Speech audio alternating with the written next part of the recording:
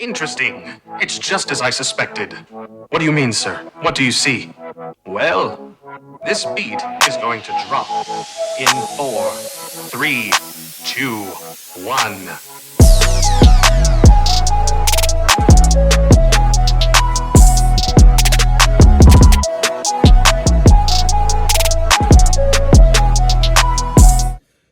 What up, everybody? Welcome back to another episode of Mason Family Values.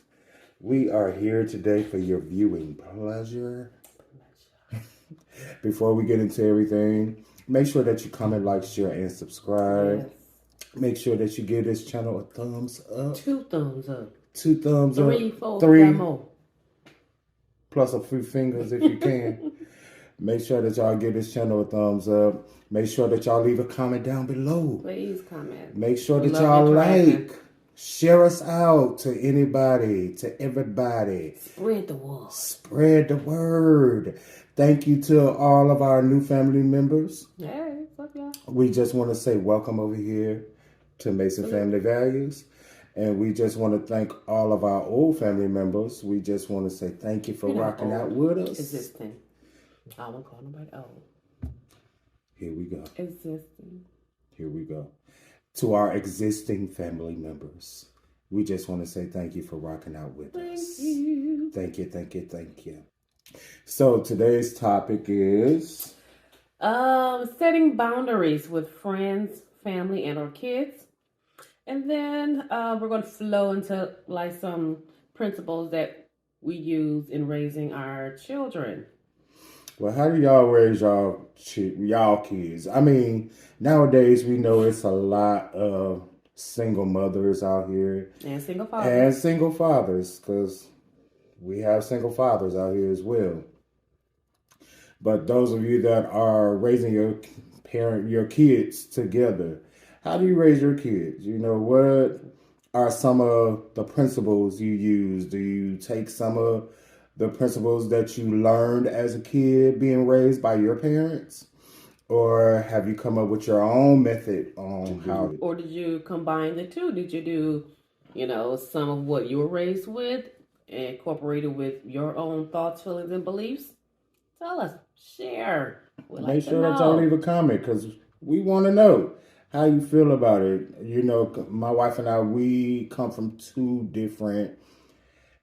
totally different backgrounds, you know, of being raised by our parents, you know, like. You got some similarities, but yeah. Yeah, we got some similarities, but some things that we don't. You know, like, I think that your room is your sanctuary. You know, that's what I was raised on. Like, my mother, she didn't play with us coming back and forth in her room. You know, my dad, they room was off limits. They said, well, hey, the rest of the house is ours. But this space here is ours. You know, it's their space. You know, so I think differently with that. But my wife think totally different. Well, how me and my brother were raised. We were raised, my parents separated when we were very young. And she loved for us to be in the room with her. She loved for us to come in and cuddle with her. Even some of our best friends, we will just get in the bed with mama, watch a movie, watch a TV show, and she loved it. She looked forward to that every day. Y'all come in here. Let's watch this show. Let's watch this TV. And that's sort of how I am. I love sitting up with all 4 of us in the bed, talking, watching TV, whatever. And that's what makes us different. Yeah. Very different. Totally different. Because while we sitting over here, me and the 2 kids sitting over here enjoying each other, he off in his corner, like, I love my kids and want them to leave. I mean, hey, I love my children, don't get me wrong, but some things just have to be for just you or your spouse, or maybe just you. You know, some things you got to be able to call your own. If we share this whole entire house, you know, what's wrong with you having just your space? You know, I mean, hey, they have their space. They got their rooms. You know, and I can speak for me and my wife. I don't see us going to their rooms a lot. I don't know why. I do it all the time. Oh, well, I I'll don't. not them walk in like, hey. And see, that's the thing. She knock on their door. They don't knock on ours. They come right on in. You know what I'm saying? I'm saying, who getting the most respect here?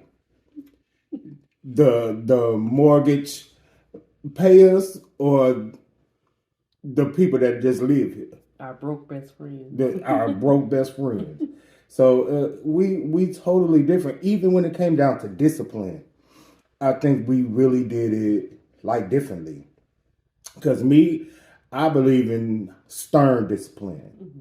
You know, and my wife is totally different from me. You know, she want to talk that thing out, hash that thing out. Even though she get on when she need to, or she discipline when she need to. But me, I've always been the type that, I guess it was from the way I was raised. Mm-hmm. You know, it was like, hey, you doing this and you doing that, and that's just it. You know, no back talk, no reasoning.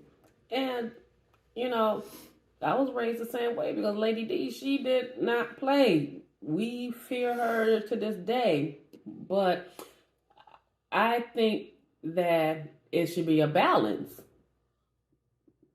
You know, he's a strict disciplinarian. With me, I'm like, okay. Okay. This is why we say, now do it. Now, what's wrong? What happened? Why did you feel this way? Because I didn't get that, you know, growing up. And I did kind of have like a lot of resentment towards my mama because, you know, she kind of raised us like how he just said it. Listen, I guess me, on the other hand, I didn't look at it as resentment. For me, I just always looked at it like, hey, this is what's supposed to be done. You know, so. But one thing I'm learning in every aspect of life, you know, natural, spiritual, just because that's the way it was always done, that don't always mean that it was right. Because we talk all the time about how we were taught spiritually by our former pastor. And it was a lot of things that he did and put in us that I thank God for. But then a lot of things I'm like, that was not right. Mm-hmm. And just because that's how he came up or whatever, that does not mean that it was right. Oh, sorry. I'm still sleepy. Am I boring you? Am I boring you? Yeah, you are. No, but she right. I mean, that doesn't make it right. But some things, sometimes it don't make it wrong either. Yeah. You know, so, I mean, a lot of things, when it ain't right, it just ain't right. Right. You know, and hey, if it's not right, then it's just not right. You know, hey, people have different beliefs, different ways of life, and you can't say what's wrong and what's right. Mm-hmm.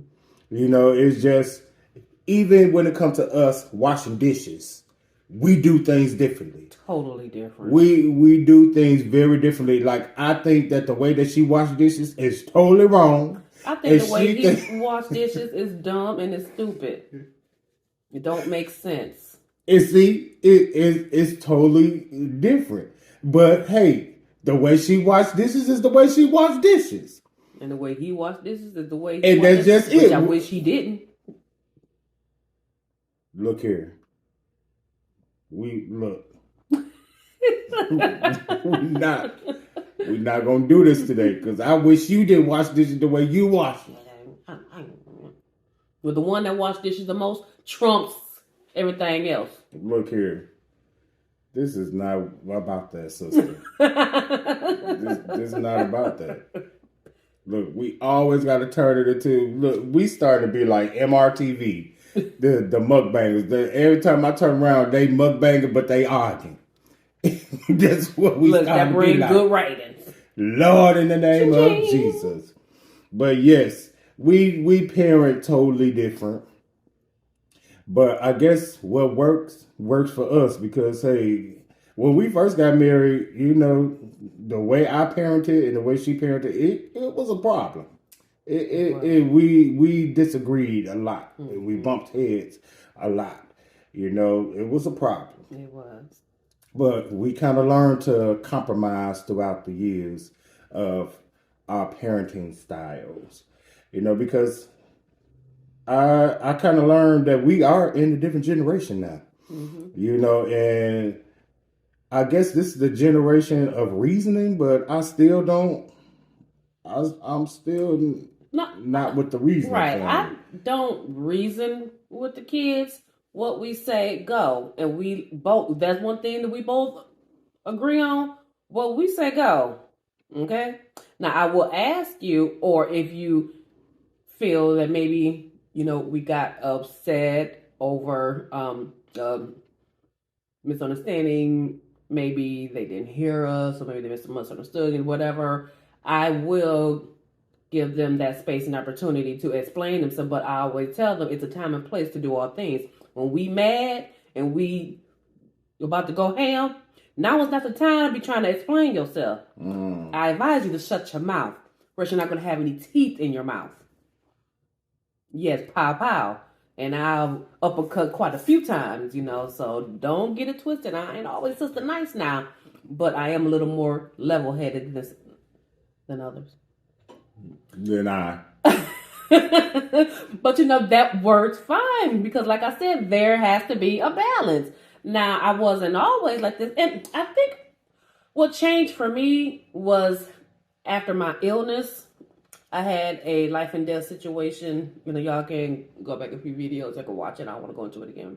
But, and then that kind of changed me in a way because I realized that I could have been dead. And I mean, I don't know why it changed my perspective on some things, but it did. I definitely noticed a change. And we're getting older now. You know, Lauren's 19. Noah is 12, so there is a 7-year difference. When she was young, I had her when I was 25. Baby, she couldn't. Yeah, she was spoiled, yeah. But I was still spoiled. Yes, she's definitely still spoiled. But I was younger. And then when I had Noah, I was 32. Then I was more like, you know, whatever, go get your brother. You know? But I can say the one principle that we both stood on, and I think that we both can agree, is in the Bible, the book of Proverbs 22:6, which tells us to train up a child in the way he should go. And when he is old, he will not depart from it. And every time I read that scripture, that train up a child in the way he should go, that's where a lot of parents go wrong. They train up their kids in the way that they think they should go. They train them up in a way that they want them to go. And they train them up in the way society say they should go. But that's not what the word says. The word says train up a child in the way he should go. Then when he is old, he will not depart from it. What is that it? The it is the teaching, the preaching, the discipline that you instill in your children. They will not depart from it. Now, they may depart in rebellion, because we all know when you get a certain age, you start smelling yourself, then you start rebelling. Then when you start rebelling, it's time to go. Okay? But it will always be that still small voice that will let them know, you know, you shouldn't be there. You know, you shouldn't be with this person. You know, you shouldn't have did this. You know, so they will not depart from that teaching that has been instilled in them. All right, evangelist. But I want to know, what do that mean when people always say that? Like, smelling themselves. Like, I always hear that. Like, okay, don't adults smell themselves too? That don't mean figuratively nut. I know that, but I'm saying why why is that, I mean, why is that such a staple in the black culture? Like, bishops say that all the time. Yeah. Like, I don't know. You I get guess to smelling yourself, and I don't know where it came from, but I mean, now that I'm older and I have kids and I have, you know, and I'm older, you know, It makes sense. You're smelling yourself. But then don't you smell Get- like musk? You get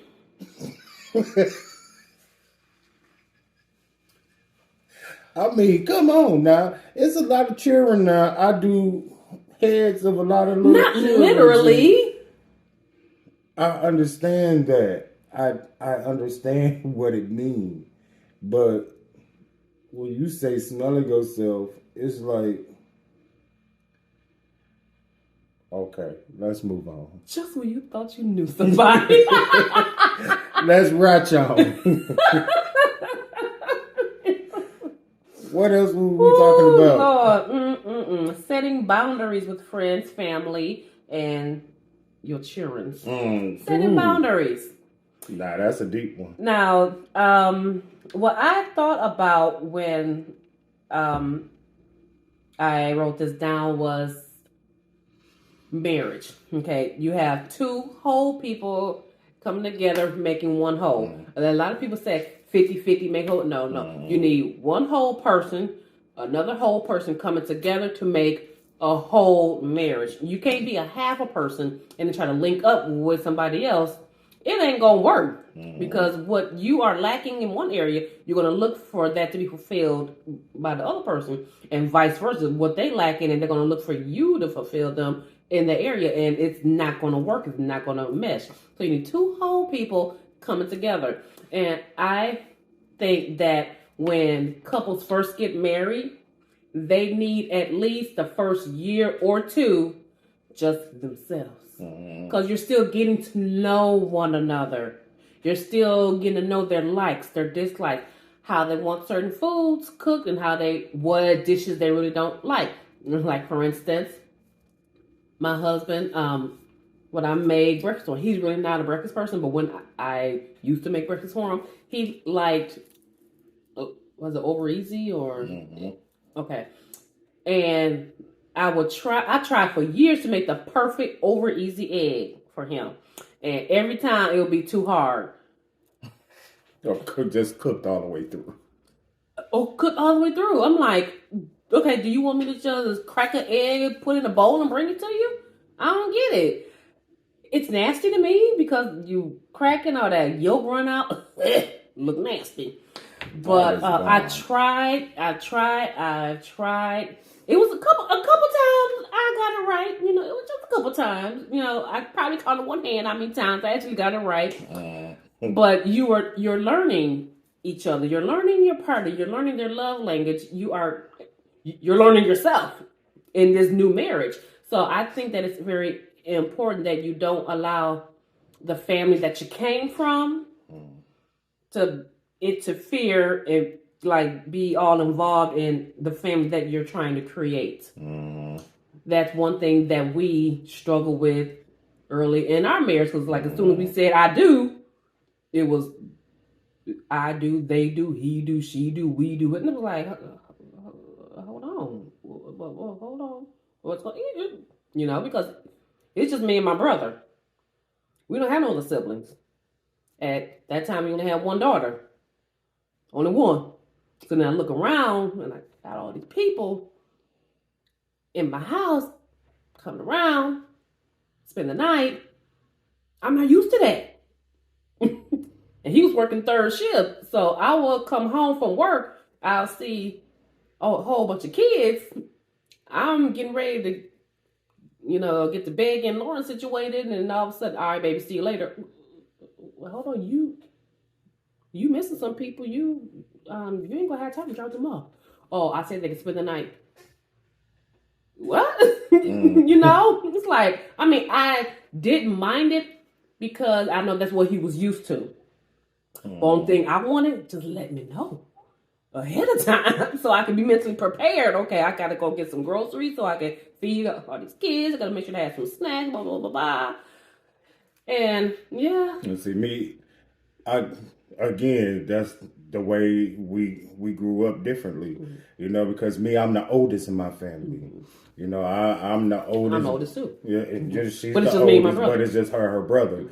And see, I have 3 other siblings, and then they got children, you know. So before I had kids, I was the father figure in my nieces and nephews' life. So they always spent the night at my house. For the summers, they'll come over, and spend weeks. So it was always, that. So once I got married, it was kind of hard to detach from that at first. Now they all grown. They got their own. They got their own families. Yeah. But I think it is important for you to set boundaries. Because you have to set boundaries so that your personal life and your personal marriage or relationship or whatever you got can work. When you get married, you say I do to that person. You don't say I do to everybody that's in the family. You don't say I do to every situation. It's between y'all. Even with your kids, you got to set some kind of boundaries there. Because I used to tell our kids, that y'all are a part of this marriage, but y'all not in the marriage. That's right. Marriage is between two people. So it ain't between me, you, Billy Bob, Auntie Sue, and everybody else. No, it's between two people. You got to set boundaries, even when it comes to friends. Especially parents. Your parents, you got to. A few times, we both had to let our parents know. Look, this is my husband.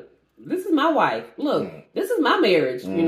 I appreciate your input, but I got this. We got this. Yeah, we gonna handle this. Now, if I have any questions or if I need suggestions or anything, I will come to you. But I don't think it's wise to butt your nose in people's marriages, especially when they don't ask. Now, if you see something, like I was always taught, I haven't seen it in the Bible yet, but I was taught that the Bible tells us that the older women are supposed to teach the young. Okay, I understand that. So if you see something, maybe you can put them to the side, like, hey, me and my husband used to have this problem. This is how we work it out. Okay, fine. No problem. But if I was you, I would. If I was you, you need to, girl, you better not. Boy, don't you let her. Don't you let him. No. What works for you, that's for you. Let us figure out what works for us. And that was coming into our adulthood when we had to stand up to folks and be like, no, we got this. Let us work this even out. In church. Especially. Because we know a couple of folk that then got divorced because folk done told them, now you let that man go. You don't need that man. And now they lonely now. Can't hardly get married now. And that man done moved on, got remarried, had extra kids and everything, living his best life. I mean, you got to really set boundaries, especially to people who not married. You can't allow a person who not married to come, even folks that are married and they're miserable. Yes.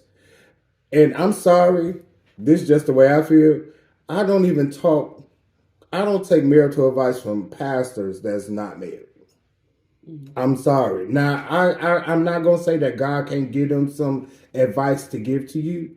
But if you're not married, you don't know where I'm coming from. You can't speak to my situation. You can't relate. You can't relate. So you got to learn how to set boundaries with each and everybody. Everybody got to have some type of boundary. And if you don't do that, trust and believe, your relationship, your marriage, all of those things is going to go awry. It's going to be a struggle. It's going to go awry. And I'm telling y'all, learn how to set boundaries and stand up. Especially if it comes down to your parents. Stand up to them. Let them know, no, we're not doing that over here. Still keep it respectful, but let them know respectfully, thank you, but no thanks. No thanks. Please. God bless you. I love you. Move it along. I appreciate your concern, but yeah. What's your name they say? Move it along, bring it across. Hey, it's okay. And especially, and I don't mean no harm, especially if your parents' marriage didn't work. Unless, even with that, I think, okay, if they like coming from a perspective of, okay, here is where I went wrong in my marriage. I don't want you to make the same mistake. Okay. I will take that into consideration. Thank you. But if you're somebody who marriage didn't make it, but then you're trying to give me marital advice. And the wrong type of thing. Yeah. I think no. We're not gonna do that. No. I love you. I can't. Yeah, see? Go ahead, Lexi. I can't. I I can't. thought about it and I can't. I I looked it considered over, it, but I and can't. I found out that I can't. I can't. Yeah, I can't do it. I can't. But all right, y'all. We done been on here for long enough. So Hope y'all like the show. please let us know what y'all think. Even if you have any suggestions of topics or anything that you want us to discuss or you think that we should discuss, leave that in the description box below. And Share we your will stories. get to that. Yes, share your stories. Share your stories with us. Because we want to hear those things so we can come back and talk to it. Yeah. Talk about it. You know, hey, let us know. You know, hopefully one of these days we're going to create us an Instagram, a marriage Instagram, because we do have our personal Instagram. So we can leave that in the description box below. Sounds good to me. So we're going to be doing that real soon. Real soon. Again, make sure that y'all comment, like, share, and subscribe. Hit the post notification bell over here to be notified every single time that we drop a video. And before we leave, don't my husband look handsome, y'all? Boy, I've been looking at him all day. Look at While he was speaking at church, I was like, You sitting in heaven and when you in Ella Mason. I'm going to insert a clip of Ella Mason. what she talking about. Come on now. No, Ella Mason. Come on. No, Ella Mason. Yeah. I like that. See, this is why I got banned off of Facebook. Yeah. For Public some dumb displays stuff. of, yeah. For some dumb stuff. Yeah. But that's okay. All right, y'all. We out of this piece. Yeah. Until next Sunday, we will see you again. Make sure that y'all love on somebody.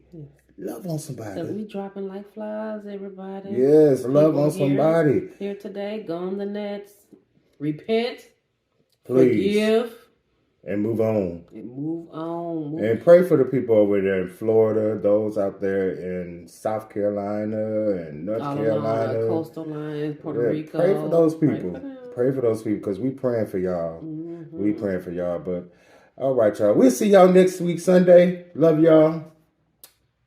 Peace.